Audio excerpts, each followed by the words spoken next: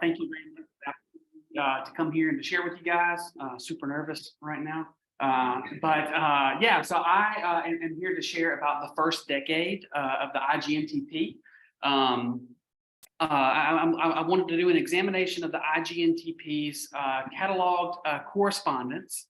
And so what kind of led me to want to explore this topic for this conference is we have at the CNTPS in New Orleans, we have all of the old administrative files from the central office of the IGNTP that was originally based at University of Chicago. And there's a whole bunch of materials here. So we got some of the original copies of the TR that they used to collate against. We've got collations that were done by hand. And then we've got all of the letters that were passed amongst the members, and we also have boxes of index cards with patristic quotations of the Gospel of Luke. And so ever since I started working at the CNTPS, I have been looking for an excuse to stop what I'm working on and to go look at some of this stuff. And last summer, Elijah Hickson came with the CSNTM to digitize all of these files. And so I offered to help in any way I could. And so Elijah needed me to take all the staples out and then restaple it. And so I got the opportunity to read through a lot of these documents as the process slowed down, but we had to move fast. Elijah needed to scan all of them. So I didn't get to read them very well, but I got a good idea of some of the juicy stuff that was in here.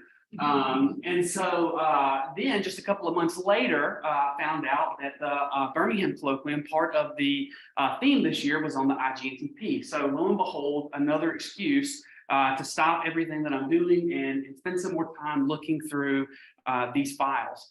And so one of the main questions I had, I wasn't super familiar with the IGNTP before I looked at these files.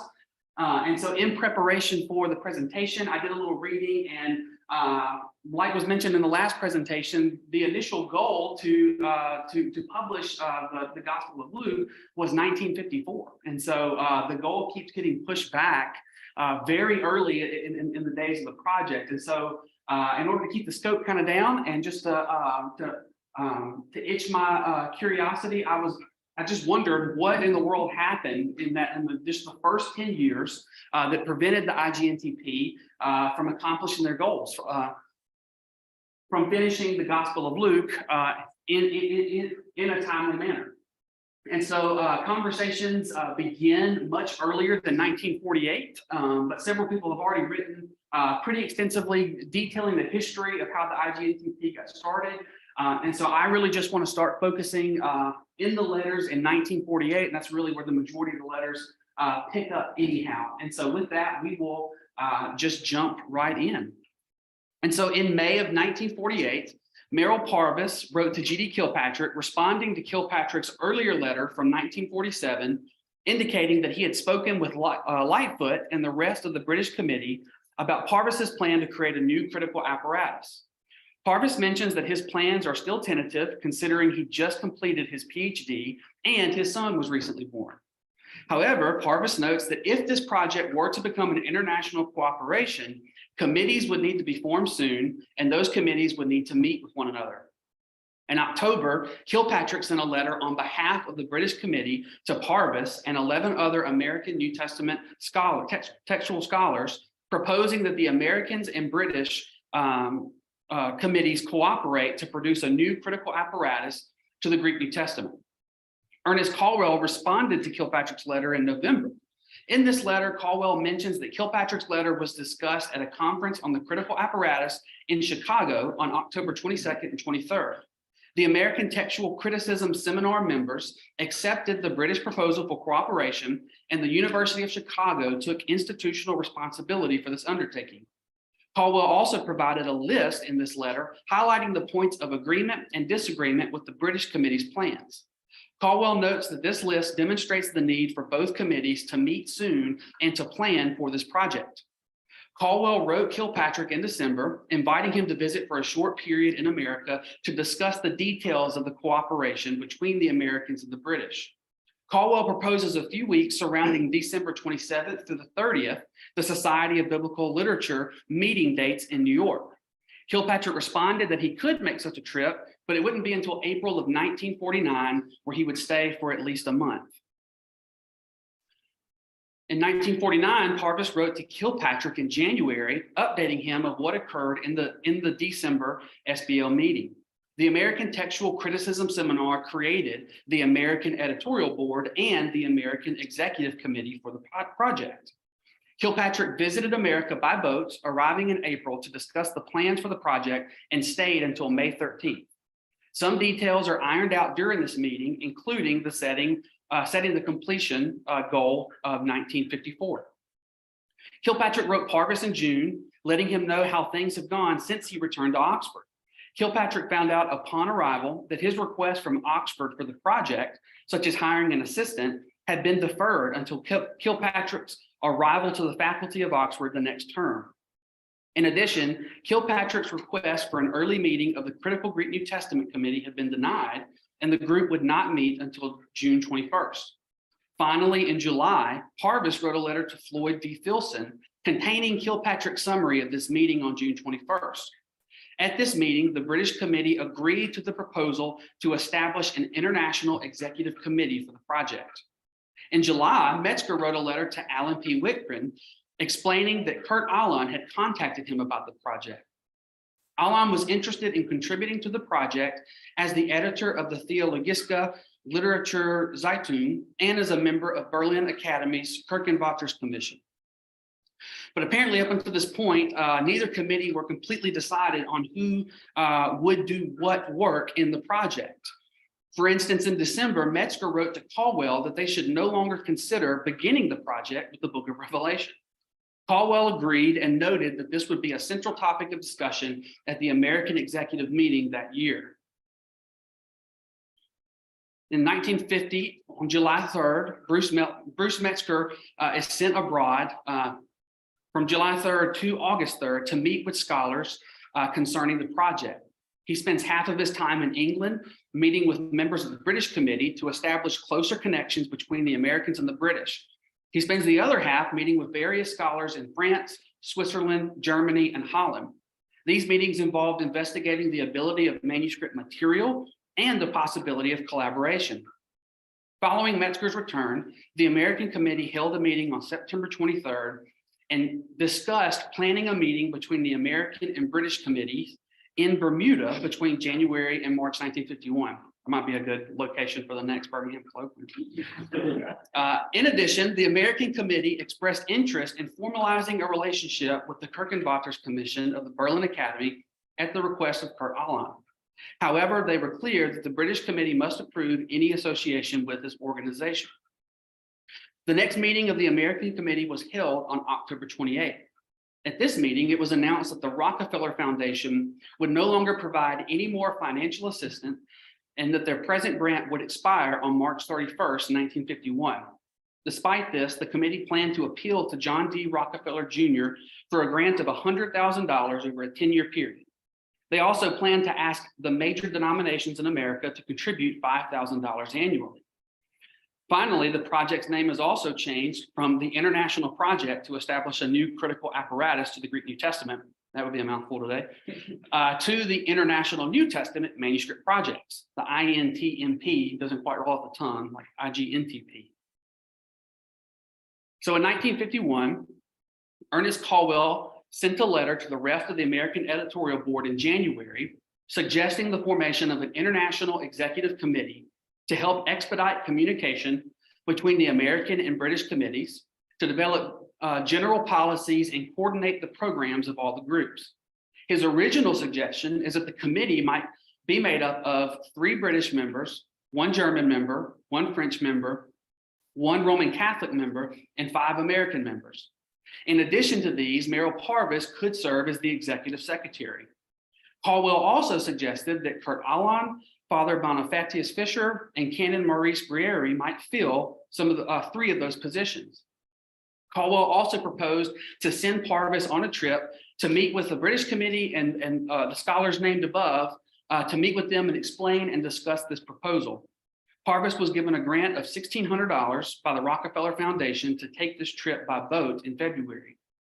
But while in Oxford, Parvis learned of some of the troubles that G.D. Kilpatrick faced in facilitating work for the project. This trouble came mainly from the chairman of the British Committee, R.H. Lightfoot. Apparently, Lightfoot had blocked all attempts by Kilpatrick to obtain funding from Oxford University and the British Academy for even simple things such as hiring a secretary or buying office supplies. He also learned that Lightfoot prevented discussion from being had at any of the meetings. Supposedly, Lightfoot assumed that everyone's minds were already made up on issues by the time the meeting was held, and so they only took time to vote on these issues, and no time for discussion was made available. However, while Parvis was in Oxford, Lightfoot ultimately resigned as chairman and from the committee altogether. His resignation was connected to the American Committee's request for an official relationship with the Keukenbockers Commission. This request caused great distress amongst the British Committee, and Parvis indicated the British Committee almost withdrew from the project entirely because of this. The first reason for this distress is that some, such as Lightfoot, feared that the Americans were packing a policy-making body that could outvote the British Committee, effectively taking control of the project. According to Parvis, this fear is why Lightfoot resigned after serving just 3 years as chairman.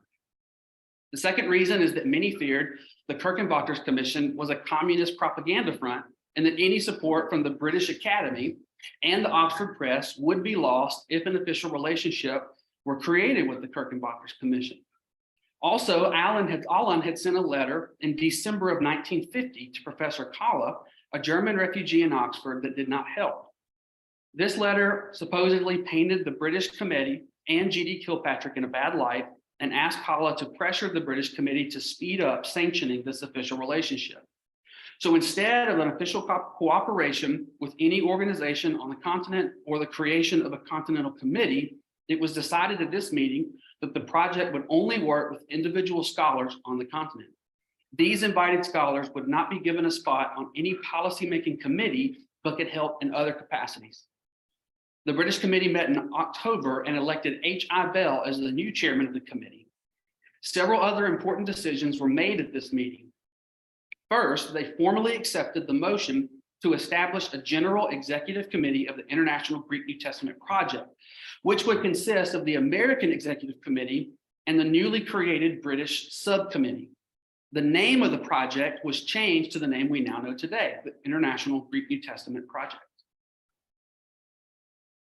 Finally, the decision was made to create a general editorial board consisting of the American Editorial Board, the British Critical Greek New Testament Committee, Kurt Aland, Father Bonifacius Fisher, and Canon Maurice Brerier. The task appointed to this committee was to receive and pass judgment on the manuscript before submission to the press. In the wake of this meeting, Parvis sent letters to the American Editorial Board members alerting them to these decisions. Parvis also sent a letter to Kurt Aland in November, alerting him to his appointment to the General Editorial Board, as well as the confirmation of the American committees. Aland responded to Parvis in a letter in December, accepting the invitation and mentioning that he had not yet heard anything from Kilpatrick about the appointment. And so in 1952, now that both committees have finally agreed to create a general executive committee for the IGNTP, they formally planned a meeting of both the American and British committees. In anticipation of this meeting, the British committee held a meeting in March to fill the newly created subcommittee. This subcommittee was given full powers to act on behalf of the Critical Greek New Testament Committee while they met with the Americans. Finally, in a letter from Aland to Parvis in April, Aland mentions that some time ago, he received word from Kilpatrick concerning the appointment of Brerier, Fisher, and himself to the General Editorial Board. Parvis also sent a letter to Metzger alerting him that the dates of the first joint meeting between the American and British committees had been determined from June 14th to the 17th. At this meeting, the American Executive Committee and the British Subcommittee formally declared themselves the General Executive Committee of the International Greek New Testament Project. Over these 4 days, the General Executive Committee accomplished much planning.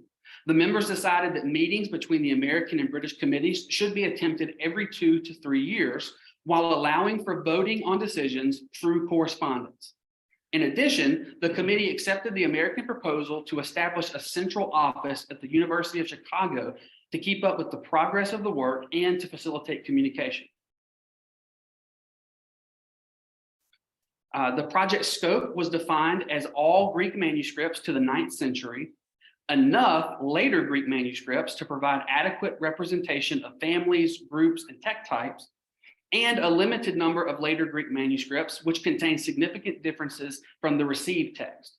Finally, a goal was set to have all the materials on Luke submitted to the central office in Chicago by September 30th, 1956. And so here's a couple of pictures I found in the files of the central office in Chicago, working with their microfilm readers with the lights off. Looks a lot like working on the computer now.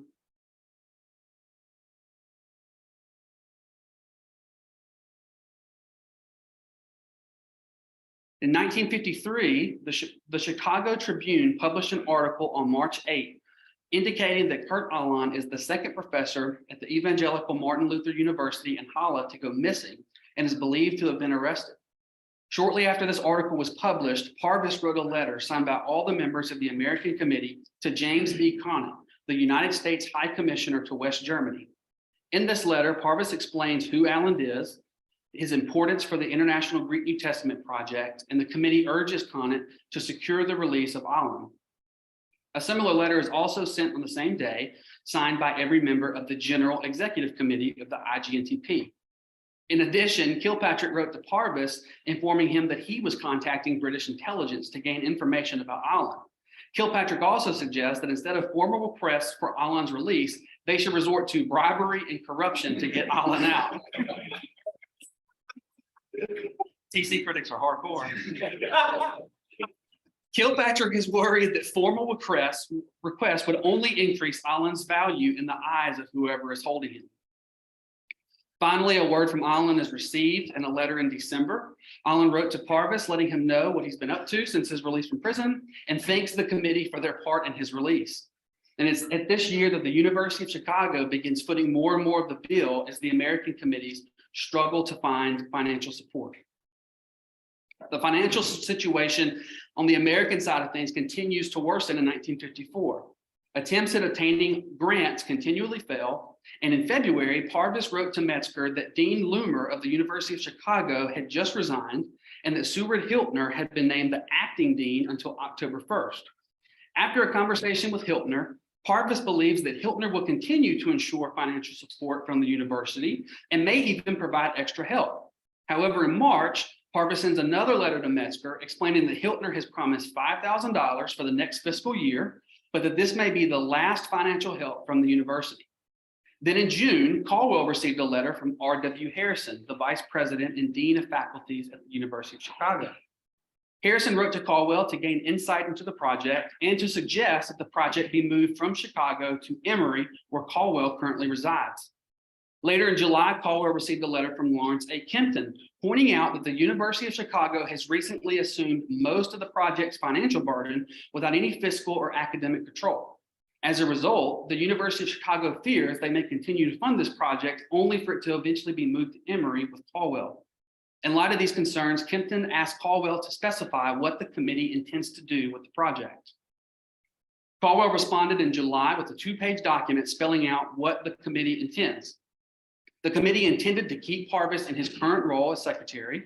The committee intended to move the project only if asked to leave, or if the University of Chicago ceases funding and funding must be sourced elsewhere. After finally reaching an agreement that the project had no plans to relocate and that the University of Chicago could be given a voice in the day-to-day administration in the project's office, Parvis visited London to propose these changes with the British committee. Parvis explained the financial difficulties of the American committee and proposed that the University of Chicago be permitted to appeal for funding outside of the university and permission to administer those funds in the day-to-day affairs of the project at a meeting of the British committee on November 12th. After discussing this proposal, the British committee authorized Kilpatrick to draft a memorandum concerning this proposal. This memorandum reminded everyone that the project's materials would not belong to the University of Chicago and that the Oxford Press would be the sole publisher of the completed apparatus. Furthermore, the memorandum supported Parvis's role at the central office and expressed concerns about his job safety as he was not a tenured professor. Such an appointment would ease the British Committee's concerns over the project's leadership. And upon Parvis's return to the States, a meeting of the American Committee was held December 4th through the 5th, in which he summarized his meetings with the British Committee. Curiously, he briefly notes that the British Committee had gone on record as being opposed to any further attempts to cooperate with the American Bible Society to publish a new critical text. Finally, at this meeting, the committee also agreed with Caldwell that if no sizable amount of money could be secured for the project by the end of next year, the time schedule of the project should be reconsidered. In 1955, more information is found about the British involvement with the American Bible Society Critical Text Project. In a letter addressed to Parvis from Kilpatrick in January, Kilpatrick was approached by Eugene Nida, who proposed a committee of about 6 scholars drawn from both sides of the Atlantic, along with a $50,000 grant to create a new critical text. However, the British committee opposed being involved for 2 significant reasons. One was that a 3rd edition of the British and Foreign Bible Society's Greek New Testament had already been given the green light, and they weren't sure how the American Bible Society text would be an improvement upon this 3rd edition. The second reason is that the committee felt that such a text proposed by the American Bible Society would soon be rendered obsolete once they finished printing every edition of the critical apparatus for the IGNTP project. A letter from Parvis to Metzger in March showed that the situation at the University of Chicago only worsened. The new acting dean, Philby, had decided that all financial support for the project would be ceased by June 30th, 1955. However, Philby would keep Parvis on payroll until June 30th, 1956, and allow him to work anywhere he pleased on the project. However, the central office would be closed for good on June 30th, 1955. Therefore, the goal to have all the materials on Luke submitted is moved from 1956 to 1957. Parvis mentions in a letter to Metzger in May that he is moving to Emory on July 1st and that the project headquarters will now be located at Emory. In September, Metzger presented a report on the progress of the American section of the IGNTP at the 2nd International Conference on Patristic Studies that met at Christ Church, Oxford. In this report, Metzger notes that 191 Greek manuscripts have been collated, with 84 being checked and 45 recorded in a master file. In addition, 32 other Greek manuscripts were presently being collated. The Greek Lectionary Committee had collated 29 lectionaries and was in the process of collating 25 more. In 1956, the American Editorial Board held its first meeting at Emory on January 21st. Parvis makes a trip to England from August 4th to the 19th, and he shares the details about this journey at an American Executive Committee meeting on October 20th. However, there were no minutes or reports from any of these meetings in the files, only letters mentioning these meetings. So I wondered if moving to Emory had anything to do with that. Maybe they didn't keep up with the files as good, but most of the letters from this year continue to show that Parvis and the project are continually sending out and collecting microfilms from volunteers for the project. In 1957, Parvis wrote a letter to Allen in September mentioning conversations that they had had in person earlier that year at Utrecht and Oxford. In these conversations, Allen said that he had never received letters mentioning his appointment to the General Editorial Board. Parvis references the letter he sent to him on November 14th, 1951, as well as Allen's response accepting the position on December 10th. A little later in November, Allen responds to Parvis, acknowledging that he did receive and respond to Parvis's letters. However, he states that he did not think that the appointment was officially executed because he never received word from Kilpatrick. But a letter was found from Allen on April 1st, 1952, indicating that he did receive word from Kilpatrick about the appointment. Furthermore, in this letter in November, Allen wrote that he has requested from Caldwell a letter from the IGNTP to the Deutschen Academy der Wissenschaften proposing an official cooperation between the two. And that's really where the conversation ends between them and Allen in this first decade. But at the end of 1957, the year of the new goal came and went without any mention of missing this date or even updating the date. The financial situation continues to worsen in 1958. Parvis wrote to Metzger in March, notifying him that the project has already overdrawn the budget by almost $6,000, while estimating to spend another $12,000.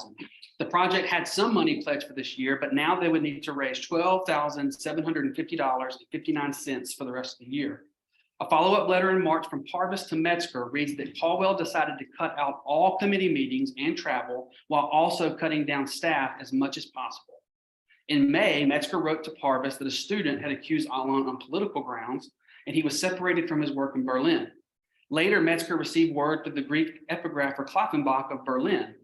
Klaffenbach reported that Alon and his wife were not allowed to leave the town of Halle, and that no one from a capitalist country should attempt to help them, as it will only make matters worse. In August, Metzger wrote to Parvis, letting him know that he had heard that Alon and his wife had escaped East Berlin, but had to leave behind all of their belongings. Finally, Alon wrote to Parvis in October, reporting his relocation to Münster. Throughout this time, Parvis continued seeking financial aid, but is unsuccessful.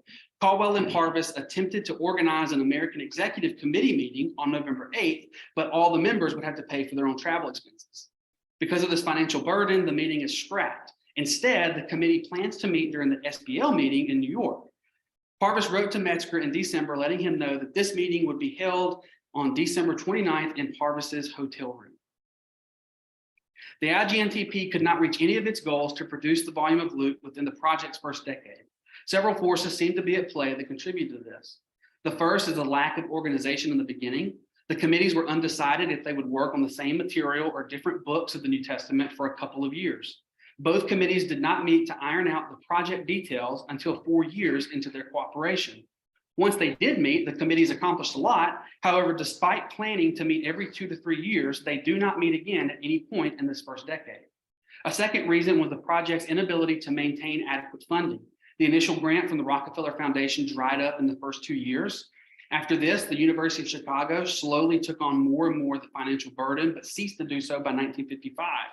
As a result, the central office was closed and forced to move the year before the original goal was met. Staff was cut and meetings could not be organized. A third reason is that politics prevented international cooperation. Fear of the Americans taking control of the project and the Kirk and Wachters Commission kept the project from cooperating with Kurt Alon in Germany in any official capacity. Likewise, no other organizations on the continent were included in this cooperation. Finally, the nature and scope of the work made it difficult to accomplish. Only volunteers with access to a microfilm reader could help contribute to the project in any way. Microfilms were mailed out, and the project would not hear from collators for months or years. I take the situation for granted as a reconciler for the Greek Paul project. Every semester, we have volunteer student transcribers, and we assign them 6 to 8 beautiful color images of manuscript so they can access and read anywhere with an internet connection. And I stress out when I don't hear from them in a couple of weeks or see them check the box off in the Google Sheet, letting me know that they completed a transcription. I cannot imagine having to mail out one manuscript at a time, waiting 3 years to hear back from someone if they completed a collation. The fact that they completed the project at all is an enormous feat. Unfortunately, the IGNTP still would not finish loot for another 30 years. The rest of these letters could shed more light on what continued to delay the completion of the volume of loot. Thank you for the opportunity to share my findings from these letters, and happy 75th anniversary to the IGNTP.